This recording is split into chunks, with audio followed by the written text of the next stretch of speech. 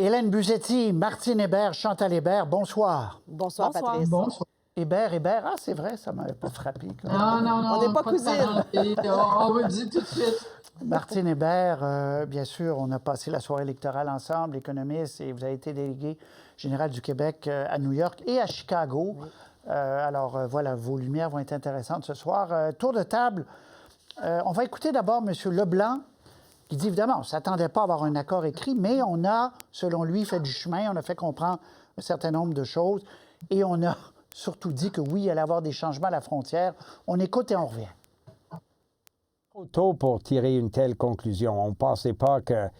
c'est sûr qu'il ne nous a pas donné l'indication qu'il allait reculer à telle date, mais il était très ouvert à la conversation, à la discussion qu'on a commencé, qu'on va continuer. Alors, tour de table, cette discussion de 3 heures autour de pain de viande, il nous a expliqué après. Est-ce que ça a été utile, un bon coup? Hélène, je commence avec vous. Ah oui, absolument. Je pense que c'est un bon coup et les critiques de Pierre Poilievre n'ont pas raison d'être dans ce contexte très tendu. Ce genre de souper-là, informel justement, avec des conjoints, des conjointes, ça détend un peu l'atmosphère. C'est un très bon coup. Évidemment, tout ça s'inscrit dans un contexte, il faut quand même se le rappeler, que ces critiques envers la frontière canadienne, elles reviennent en répétition et j'ai eu ce flash aujourd'hui. Je me suis rappelé des attentats du 11 septembre, Patrice, 2001. Rappelez-vous qu'il y avait déjà à l'époque des Américains qui disaient « Ah ben voilà, les terroristes sont arrivés par le Canada parce que la frontière est trop poreuse, il faut refermer cette frontière. » Alors vous savez, et il n'y avait aucun fondement à ces allégations en passant. Alors ce sont des allégations qui reviennent souvent. Il y a une pédagogie canadienne qui doit être refaite à épisodes réguliers, puis on est dans un tel épisode. C'est intéressant qu'Hélène utilise le mot pédagogie, Martine Hébert, parce que le ministre nous en parlait, Jean Charest vient de nous en parler. Il y a beaucoup d'éléments, quand on les met ensemble, qui font que les Américains aussi se tireraient dans le pied s'ils imposeraient un tarif à 25 %. Absolument, on en a parlé beaucoup. Hein? On a parlé de l'aluminium, par exemple. On a parlé de l'industrie automobile, l'aérospatiale, les minéraux critiques et stratégiques, les semi-conducteurs. Bref, il y a une foule d'éléments là, qui plaident en notre faveur. Cela étant, moi, je pense aussi que c'est un très bon coup là, de M. Trudeau, cette rencontre-là. Vous savez, Patrice, et non seulement parce que ça permet de jeter les bases d'une conversation là, entre M. Trump et M. Trudeau dans un contexte, dans une atmosphère un peu détendue, un peu convivial, mais aussi en raison des autres acteurs qui sont présents dans cette salle-là. Et on l'a vu, M. Leblanc était là. Ça lui a permis de ramasser le cellulaire de M. Lotnick, le secrétaire au commerce, de lui texter aujourd'hui, je crois qu'il a dit, ou en tout cas hier, peu importe.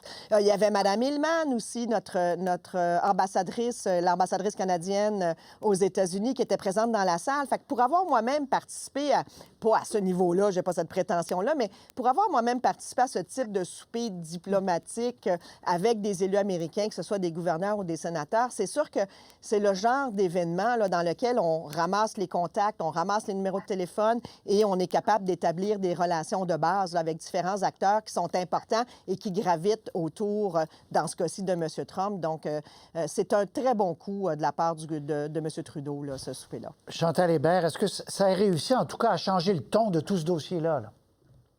Bien, ça a réussi à rappeler à plusieurs premiers ministres, peut-être à certains chefs de l'opposition, qu'il y a un seul premier ministre au Canada, qu'on aime ça ou pas.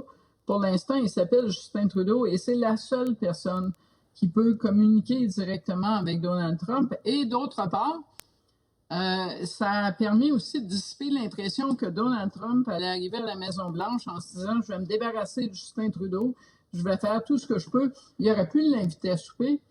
Il l'envoyait à une table quelque part qui n'était pas la table d'honneur. Une fois qu'on arrive là, on ne peut pas dire « Moi, je veux m'asseoir à côté de Donald Trump ». Il aurait pu, lundi dernier, ne pas prendre l'appel de Justin Trudeau, dire « Je lui parlerai demain, j'ai d'autres chats à fouetter, là, j'ai pas juste ça à faire ». Parce que, entendons-nous, nous, on pense que le Canada est le nombril du monde. C'est normal. Mais quand on arrive aux États-Unis, on est peut-être le petit doigt ou l'ongle du petit doigt de la main. Là. On n'est pas au centre des préoccupations des uns et des autres. D'autre part, sur cette histoire de tarifs, je sais que c'est une mauvaise nouvelle, ce tweet, mais c'est quelque part une bonne nouvelle de se faire donner autant de temps pour donner un prétexte à Donald Trump pour changer d'idée, plutôt que de voir le tweet arriver la veille de son inauguration et le lendemain, il passe aux actes. Là, on a des jours et des jours pour lui donner des raisons de dire, finalement, c'est pas nécessaire d'aller là parce que, voyez-vous, même moi, pas inauguré, j'ai réussi à obtenir des hélicoptères, des drones, je sais pas, là, faites la liste. Oui, c'est ça, oui, parce qu'il dira qu'il a forcé le Canada à investir davantage à Pont-Fier, ce qui, factuellement, sera peut-être tout à fait juste, là, mais on va entendre M. Poilievre. A-t-il joué, ça va être ma question, son rôle de chef de l'opposition, il faut quand même soit critique, ou il aurait pu, selon vous, être davantage, entre guillemets, solidaire? On écoute. C'était un peu triste de voir la faiblesse de Justin Trudeau encore. On aurait dû être là pour faire des gains pour le Canada. Mais il ne propose aucun gain. Il essaie simplement de minimiser les pertes. Chantal. Bon, on verra le 21 janvier. Mais d'autre part, M. Poilievre, oui, il joue son rôle de chef de l'opposition et pas de premier ministre en attente quand il dit ça. Parce que, quelque part, je ne crois pas qu'on peut se faire inviter à souper quelque part et transformer ça en séance de négociation où on sort avec « Aïe, aïe, aïe, j'ai gagné ». On a l'impression que M. Poilievre a de la difficulté à se positionner dans ce débat-là, ou en tout cas, qui voudrait bien que ce débat-là, cette conversation-là n'arrive pas. Le problème, c'est que d'ici aux élections, on va beaucoup, beaucoup parler de la relation canado-américaine. Et j'ai pas l'impression que ça va suffire de dire j'étais triste pour M. Trudeau d'être en train de manger du pain de viande à côté de Donald Trump parce que je sais pas quoi. Il y a une récupération qui se fait pas. On verra si ça s'ajuste du côté conservateur d'ici au mois de janvier. Il est tôt là, dans ce débat. Oui, il est très, très tôt, en effet. Martine, sur la réaction conservatrice. Bien, écoutez, moi, je pense que Chantal a raison, là. Puis ce genre de souper-là, c'est pas un combat de coq, là. On s'en va dans un souper diplomatique. On s'en va pas là pour négocier ou quoi que ce soit comme ça. Moi, je pense que M. Poilievre a manqué là, une belle occasion de se taire. Il devrait relire Sophocle là, qui disait, Patrice, souvenez-vous, parler beaucoup et parler à propos ne sont pas la même chose. Alors, je crois qu'ici, il a manqué une belle occasion de parler à propos, dans le sens où, et de se positionner en futur premier ministre éventuel. Par exemple, en tendant la main à M. Trudeau, en disant, bien, écoutez, là, c'est important pour le Canada, c'est important qu'on parle aux Américains. Je tends la main à M. Trudeau, même si je ne suis pas d'accord avec ses politiques, on en a des différentes ou j'aurais une approche différente, mais au moins, je tends la main là, pour qu'on puisse, au-delà de la partisanerie, faire face là, à ce qui s'en vient avec nos voisins américains et aider dans la négociation. Là. Je pense qu'il a manqué une belle occasion dans ce sens-là et Sophocle avait bien raison. Sophocle, bon, mais 2 fois, disons, on commence la semaine en force. Hélène? Je ne m'ostinerai pas avec Sophocle, mais je pense que M. Poilievre s'est montré à la hauteur de lui-même, c'est-à-dire dans ce genre d'occasion-là, pas très haut. Il a de la difficulté à enlever son habit de chef de l'opposition continuellement à l'attaque et de se mettre dans les habits un petit peu plus cérémoniaux, si je peux dire, de peut-être un futur premier ministre. Il était donc vraiment fidèle à lui-même et ça ne l'a pas grandi, tout ça. Il ne nous a pas vraiment expliqué ce que lui, il ferait dans cette situation. Et c'est intéressant parce qu'il dit essentiellement que parce que Trump nous menace d'un tarif, parce qu'il n'a pas obtenu 4 jours plus tard le retrait de cette menace, c'est donc la preuve de la faiblesse de M. Trudeau. Bon, toute chose par ailleurs étant distincte, M. Trudeau est peut-être faible, mais c'est pas à cause de sa faiblesse que M. Trudeau fait ça. Et M. Poilievre, donc, s'expose donc lorsqu'il sera peut-être à son tour premier ministre et peut-être à son tour confronté à une crise d'humeur du président américain. Eh bien, est-ce qu'on va pouvoir donc tirer la conclusion que c'est la preuve de sa propre faiblesse? Vous voyez, il s'est vraiment peinturé dans le coin, comme on dit. Oui, mais dans ce dossier-là, la question de la frontière est importante parce que lui estime que sous les libéraux, on a on a laissé se dégrader la question sécuritaire à la frontière. Le National Post faisait un article là, disant que 87 des personnes soupçonnées venaient de la frontière nord.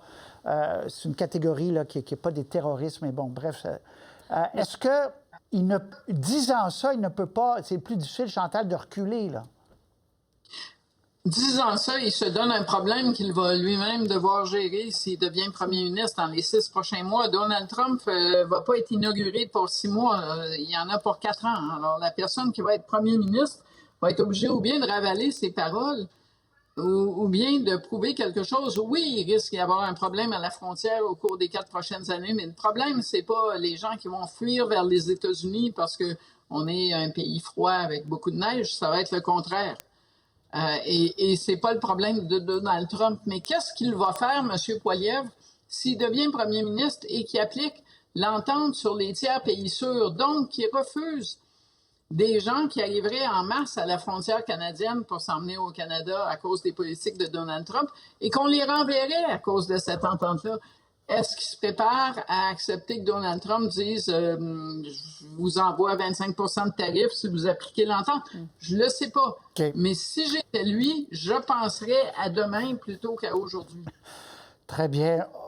Bon Dieu, que le temps passe vite.